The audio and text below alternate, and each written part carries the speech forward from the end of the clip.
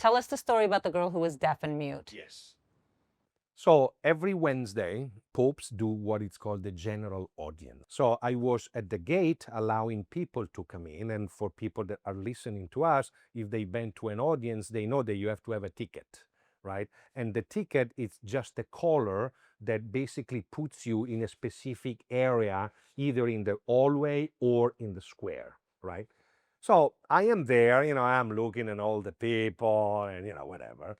And all of a sudden, this lady comes and she has something in her hands. And next to her, there was a girl, right?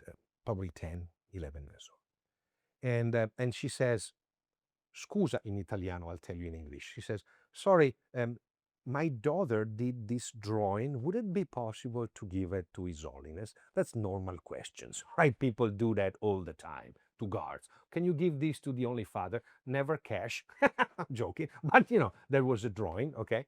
And so I said, sure. And so I take the drawing and I don't talk to the girl. I talk to the mom. They move away and I put the drawing in my pocket. My duty that day at a certain point was to leave that position and to go behind the building where the Holy Father was arriving with the car for entering the hall and start the audience, right? So I go around, I'm now there, I wait, the Holy Father comes, I go in attention, he comes out of the car, and he starts walking into the Aula Paolo VI, the hallway. I remembered about the drawing, right? And so his secretary, Monsignor Givic, today Cardinal Givic, stayed behind for a moment. And so I took it out of my pocket and I said to him, Monsignore, una bambina, a girl, gave this drawing to me for the Holy Father. And he took it. I don't even remember if he said thank you, but he just took it and put it, he carries the folders with all the speeches, he put it in his hand. So my service ended there. Then I went back to the barracks. I didn't stay for the audience. And then I rested and then I went to lunch because I had to start in the afternoon.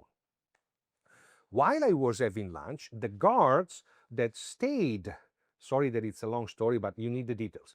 The guards that stayed after, during the audience until the Holy Father left, they were sharing an anecdote that caused a little panic, such as the Holy Father that was, as you know, maybe people know that are listening, he comes down and he does he goes and gets close to the pilgrims, right? First in front, and then he walks up, and then he comes down, and there are the barriers there, and people, pile up, Yes, and sure, becomes sure, a sure. wall, right?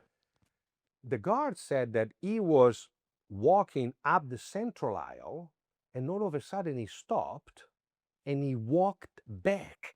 For security purpose, that's very dangerous because you never clear the back. You always clear the front.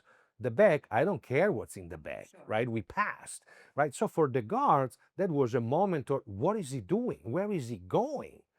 And they said that they were sharing that he went back almost 5 meters, so 15 feet, and he reached out with his hands to a little girl that was barely above the barrier with her face.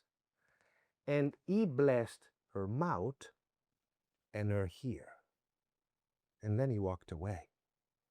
Well, we didn't know at that time, we learned later, that that was the girl that gave me the drawing, that her mom gave me the drawing, and that girl was mute and deaf.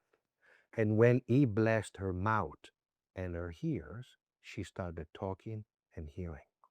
So Pope John Paul II, now Saint John Paul II, performed the miracle while he was alive and Pope.